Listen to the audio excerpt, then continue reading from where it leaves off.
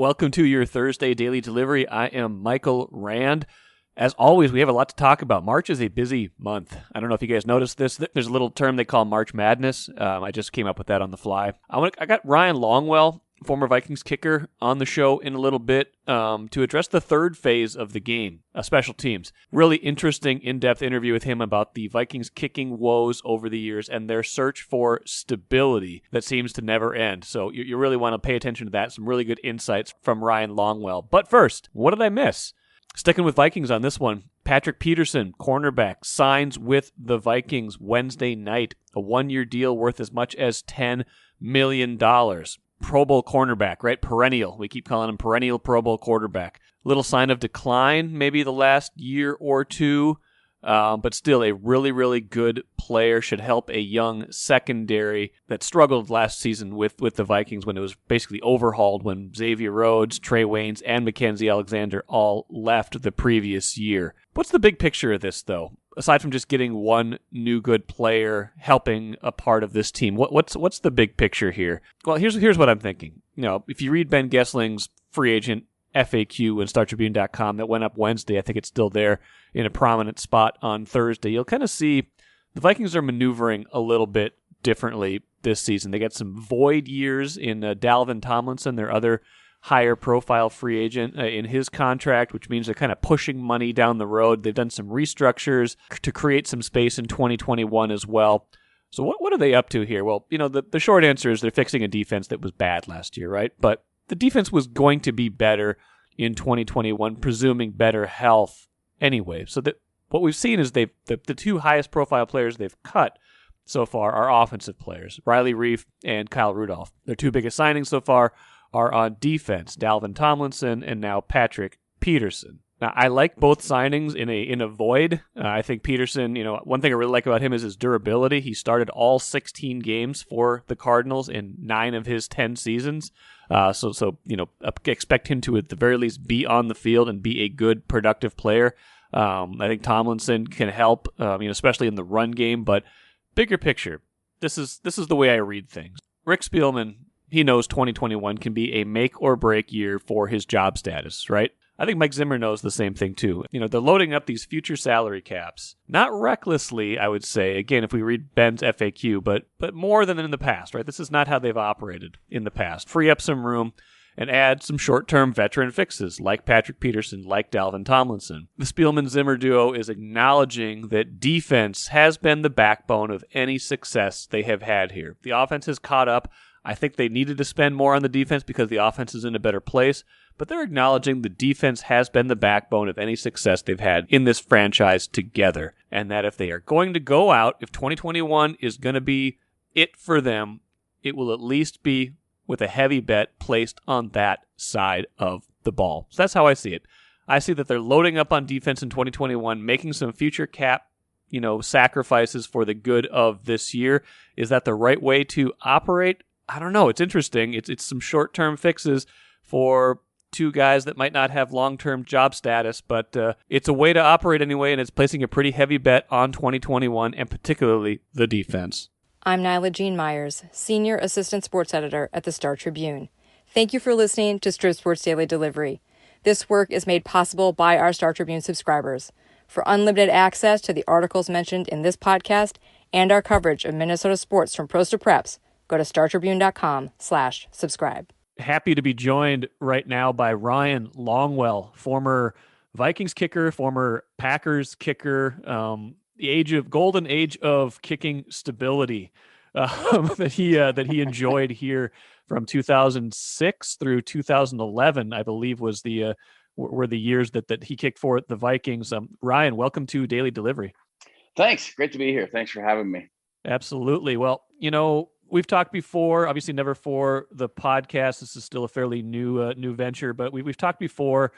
I've contacted you, just to talk through some Vikings kicking issues over recent years, and obviously there's been multiple occasions for us to talk in that regard. I thought with Dan Bailey being cut recently by the Vikings, we could kind of circle back on how teams approach kicking. Why does it seem harder for some teams rather than others to find stability, and even how do you go about cultivating a certain amount of stability. I keep saying that word, but stability in your special teams and your kicking game within an organization. So maybe we can just start. Maybe we can start with Bailey, because you and I talked about him last year when he was going through his struggles, kind of that he just couldn't quite pull out of this. And when a team, I don't want to say loses faith, but when someone has a bad year, does it then become just harder for them to imagine it getting better? And is that a hard place for both the kicker and a team to be?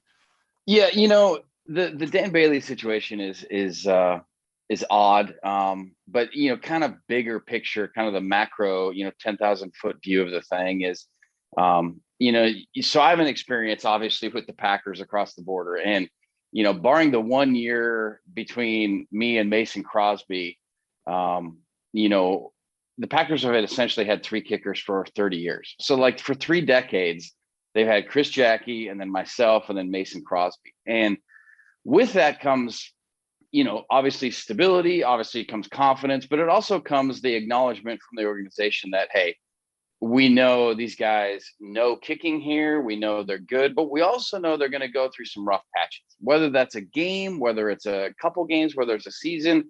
We're willing to ride because we know at the end of this thing, the big picture is they're going to be better when it counts and in this weather, in this climate, and for us more often than they're not. And so I think that's one thing. And, that comes with a couple layers of, financially, you have to be willing to pay for it.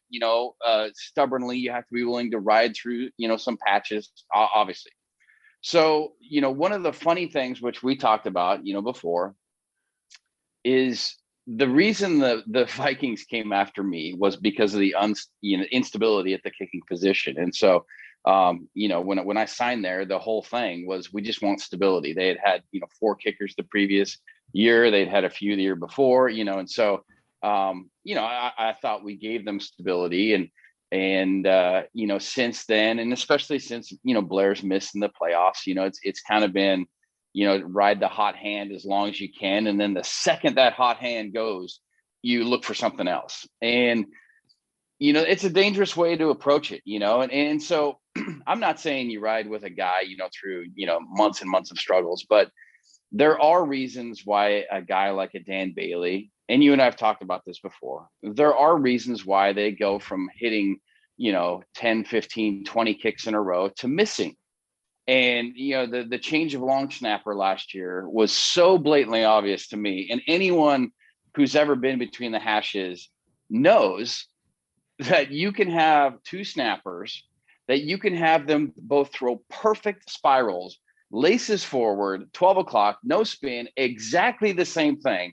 And on camera and for the untrained eye, they look, wow, those guys, you can't even tell them apart.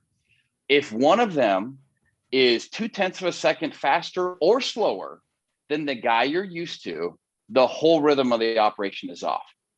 So therefore, you have to look at it. And this is what I've been, kind of trying to get to, college coaches and college organizations, is you can't look at it like a kicker or a snapper or a holder. You have to look at it as an entire operation. Like, what is our operation?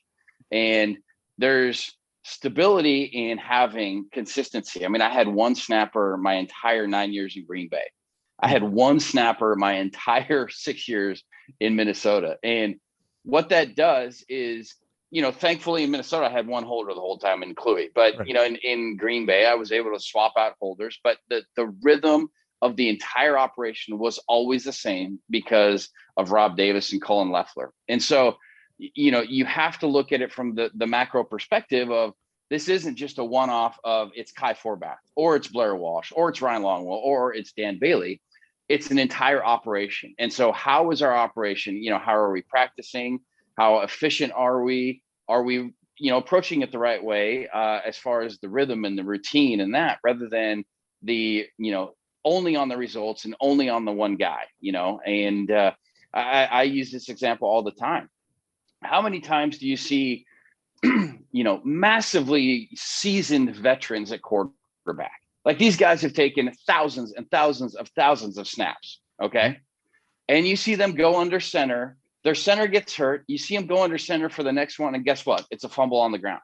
Sure. Like, does that mean the guy has forgotten how to take a snap and you pull him out of the game? No. It means there's a different guy snapping the ball, and the way he does it and the cadence of it may look exactly the same. But guess what?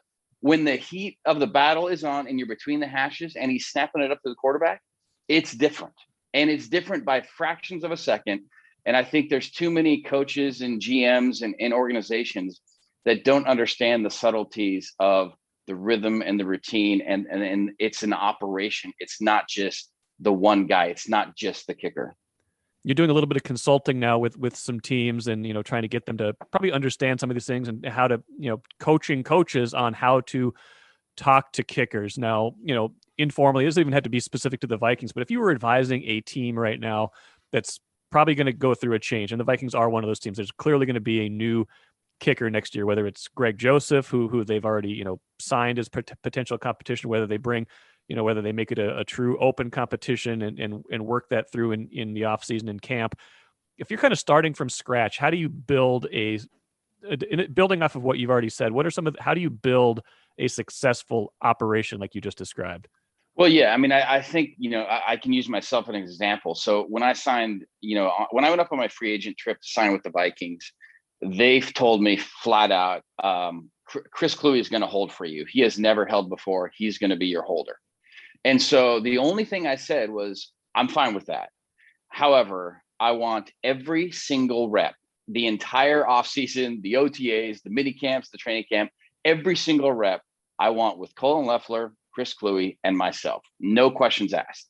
And there's going to be, kicks that don't look pretty. There's going to be some that look better than others. But when it clicks, we will never, ever have to worry about this again. And it was the second week of Mankato that, it kind of clicked for us. And so I think when you're dealing with, a new piece of the puzzle, whether it's the holder, the kicker, the snapper, whatever, the more time those guys can get around each other, the better. But also you need to understand, operationally, just how important it is to set the rhythm early on and to not, get into this. The problem is, and, what I've been dealing with a lot of with the college coaching is the kicking camp kind of network is teaching kickers how to hit this like 65-yard field goal, swinging for the fences. Unfortunately, on game day, we need the 38-yarder to go straight, and we need it to climb off your foot, and we need it to track through the wind when you're playing in Soldier Field or Lambeau Field, and we need it to go through, and we need it to go through every time. And that is a very, very different thing when you add a snap and a hold and pads than off, a tripod or something in the middle of June swinging for the fences. And so, when you're the Vikings looking at, all right, we have a new kicking game component. One is you have to be consistent with the messaging. You have to be consistent with the operation. You have to be consistent with the reps.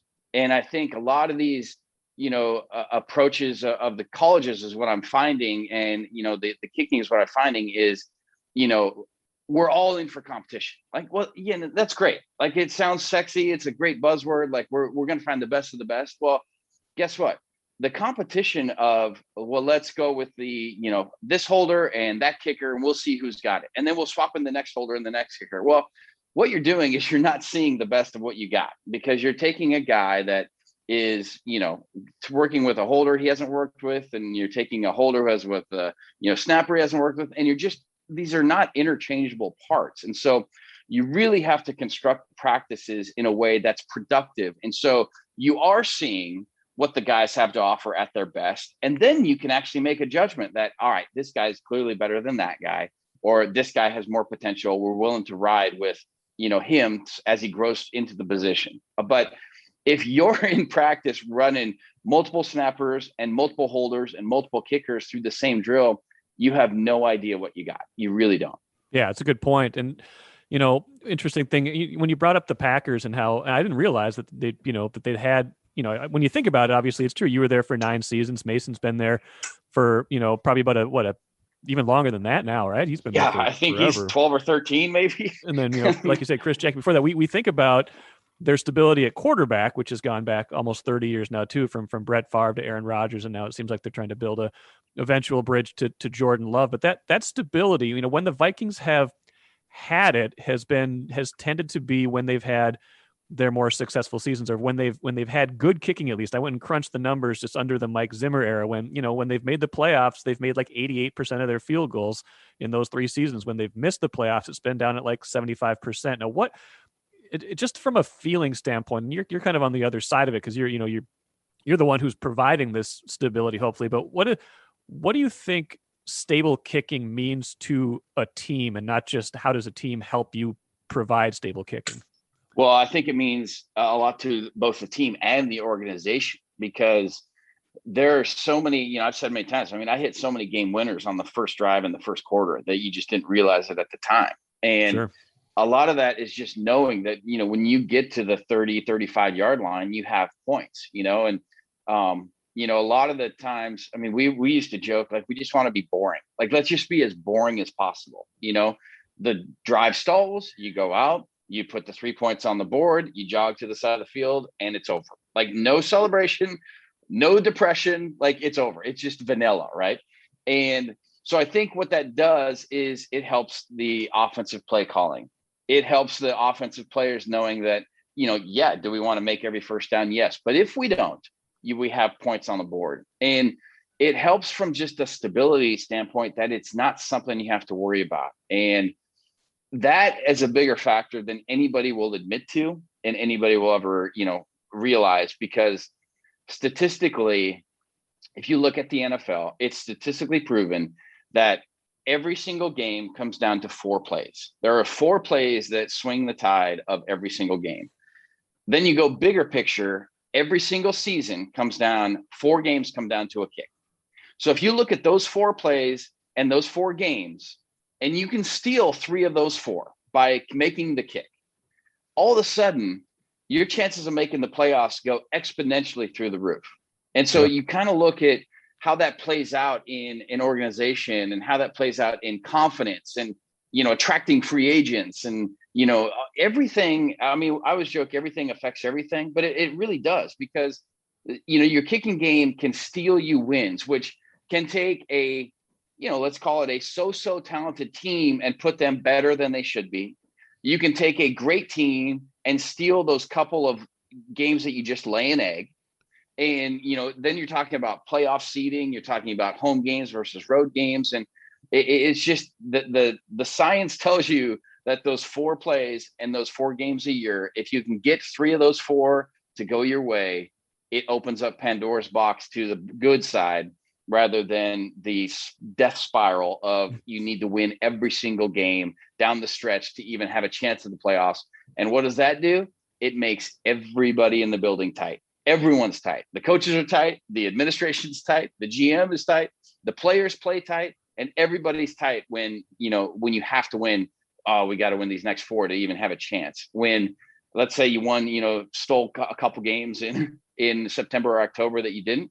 Well, now you have a little freedom to actually go relax and play. And that's usually when everybody plays their best. Yeah, absolutely. That's a good point. I love the stat about 4 games coming down to a field goal. And you're right. It works both ways. Like you said, if you can steal those games, or if you miss those kicks, then you suddenly get behind the proverbial 8 ball, so to speak. It does become kind of a spiral. A couple more things for Ryan Longwell. Really enjoying this conversation. You never played for Mike Zimmer in Minnesota, so I'm not going to ask you to evaluate how he handles kickers necessarily, unless you have thoughts from afar. But the coaches you did play for, the head coaches in particular, what did they do well, or maybe conversely not well, if you have an example of that in terms of dealing with the kicking game or special teams? Well, yeah, I had Mike Holmgren as a rookie was extremely tough. I think personally that was more because they had won the Super Bowl the year before and I was a rookie, rather than me being a kicker. But he was very hard on me, and I was better for it, having survived that. And then Ray Rhodes was only for the year, but then I had Mike Sherman for a long time in Green Bay, and he and I had the best relationship. He trusted me more than any of the coaches as far as what the conditions were in Lambeau. And so he would ask the coach, because I would tell my special teams coach whether, what the range was that day. And then, the winds would always change. And so he would, once we crossed that line, he would always look at me on 3rd down, and I would literally give him a thumbs up, thumbs down, whether we needed to gain yardage or whether we're good to go. And most of the time we were good to go, but there were times I mean, I remember playing the Buffalo Bills where we literally had to get inside the 20-yard line to try a field goal because that was the year they were, renovating Lambeau Field, and the north end zone was down because of construction, and the wind was blowing so hard you literally could not get the ball to go through it unless you were, within 40 yards. So he trusted my judgment on that, and so there were fourth down from the 26-yard line where he went for it. And so I think that's the best situation where there's absolute trust, but not blind trust, right? Yeah. And then, I thought Childress was great. Everybody has their own opinion on Chili. I thought, on a tangent, I thought he was the best talent evaluator I've ever been around. The team that he built as far as free agency and drafting was the best collection of talent I'd ever been on. And he treated the players, that were dependable, that like myself in that way. It was very, very, very, trustworthy that I was going to perform, and he let me do that. He was the one that let me take every rep with Cluey and Cullen when we were teaching Cluey how to hold the way I wanted it, and so, that was, immensely important to the run of 6 years we had. The biggest thing with a head coach and relating to kickers is, unfortunately or fortunately, depending on what side of the coin you're on, they just don't know the kicking game. Like, they don't know what it's like. They don't know what it's like to be between the hashes.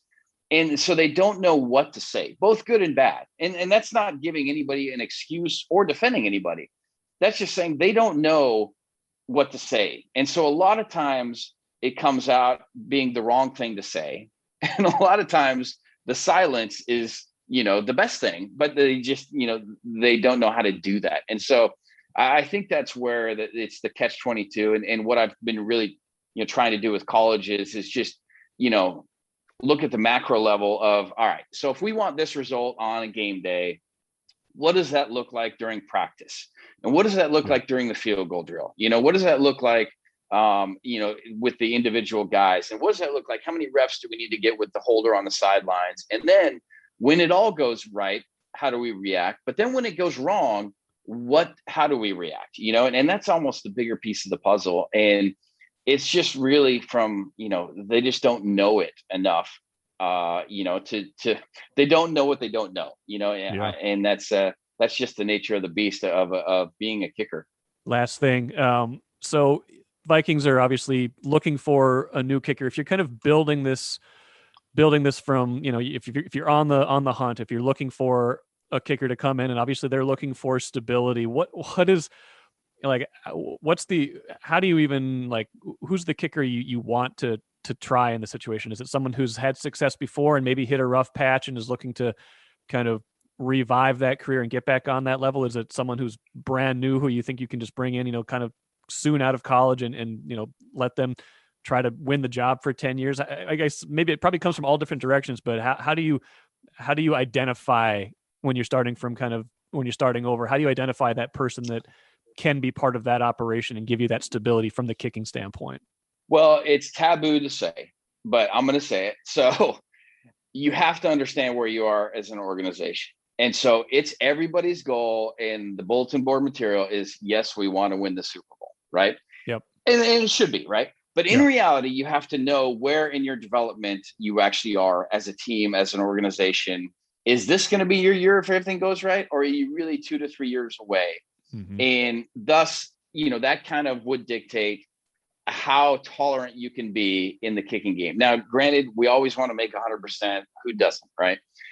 If it was me, I would find a snapper and a holder and a kicker and a 6-year plan. These are going to be our guys for the next 6 years through thick and thin, and not to throw salt in the wound, but basically what they did with Daniel Carlson, like, this guy is so good, we're going to ride with him. There's going to be a Green Bay Lambeau Field day that is going to cost us a win. But you know what? We're going to pat him on the back. We're going to say that's not acceptable, but you're our guy. You are our holder. You are our punter, and you are our snapper, and we're going to ride. And we know that when it clicks, whether it's halfway through the season, whether it's in training camp, or whether it's next year, this whole discussion that you and I are having is over for the next 5 or 6 years. Okay. And you just approach it that way. And So having said that, that may be through a young guy. It may also be through a veteran that's available, but I just think the stability that we had with Cullen, including myself, and I'm not saying this just because it was me, but you would cherish any 6-year stretch where you didn't have to worry about those 3 positions, and that's what, I think any Viking fan, any Viking front office employee, I think Spielman would take anything for the next 6 years to not have to worry about any of those 3 positions. And so there's 2 components of that. One, you have to find the right guys, which, is a skill. You got to have the right people evaluating and not just go on, what it looks like on game day. You got to know what there's a repeatability to the process of how the guy is kicking. And that's something that very few people can analyze properly, to be honest with you. And then you have to commit to it financially, right? You have to understand that, at some point, one of those 3 guys or 2 of the 3 guys are going to, hit free agency after a good year. And you got to be willing to nip that in the bud and stop it, whether it's, signing early or whatever. So you have to evaluate the right talent, but you have to know what you're looking for. And like I said, it's a very rare skill where guys can actually analyze who is going to be good enough. And the big thing is, listen, you can put on any game film and see like, oh my gosh, the guy hit the 53-yarder and it hit the top of the net. Oh my gosh, this leg strength is amazing. What you need to look at is the head position and the rhythm and the impact. So when he mishits one, is it going straight or is it going squirrely? And when he gets into a slump, are his mishits going to go straight or are they going to go squirrely? And so that's what, back to Daniel Carlson. That guy was clearly talented enough to do what he's been doing for the Raiders, and you just have to be able to ride with it. So that would be my approach. Find the right guy to evaluate talent and get the right talent in there for the long haul. Well, we'll know if they've done it by how soon you and I talk again for this podcast, Ryan Longwell. Totally. It's the circle back that always seems to be circling back too quick. Well, regardless, I always enjoy talking to you, even if it's usually in times when the Vikings are struggling in the kicking game. Thanks so much for the insights as usual and for joining the Daily Delivery podcast today. Yeah, thanks for having me, Michael. Appreciate it. All right, take care. Take care. Really enjoyed that conversation with Ryan Longwell. Just a reminder of how important and maybe underrated at times the kicking game is in providing stability, in kind of rounding out a good team. And I think when the Vikings, like I said, when they've had a good team, they've had at least a season of stable kicking generally. And when they've not, they have suffered. So we'll see what they're able to do in 2021 and beyond, but it's been a carousel for almost the entirety of the time I've been watching the Vikings, with the exception of when they had Ryan Longwell. Let's end things with the cooler, Jamal Mashburn Jr., one of the first athlete guests actually on this show about a month ago, entering the transfer portal for the Gophers. Not necessarily a surprise with Richard Pitino moving on to New Mexico, ostensibly fired and then hired at New Mexico, but a reminder that this is going to be a tough 2021 season probably for the new head coach, whoever it is, because I think a lot of players might enter that transfer portal. The cupboard is not going to be stocked full of players, quite possibly, if Mashburn does indeed transfer. He was one of the highest profile recruits they brought in. Wonder what happens with Liam Robbins. Marcus Carr probably headed for the pros in some fashion. Who knows what happens with Gabe Kalsher? So a lot of the top players from this year, before injuries kind of derailed things, those guys could all be moving on to different teams. And what would that look like in 2021 as this thing starts to get built up again? So we can expect some challenging early times for whoever is hired as the new Gophers basketball coach. That'll do it for today. Thanks for listening to Thursday's Daily Delivery. Subscribe to Star Tribune, startribune.com. Subscribe to this podcast too. Write a review. It's a beautiful thing, you guys. You should do it. It's a beautiful thing.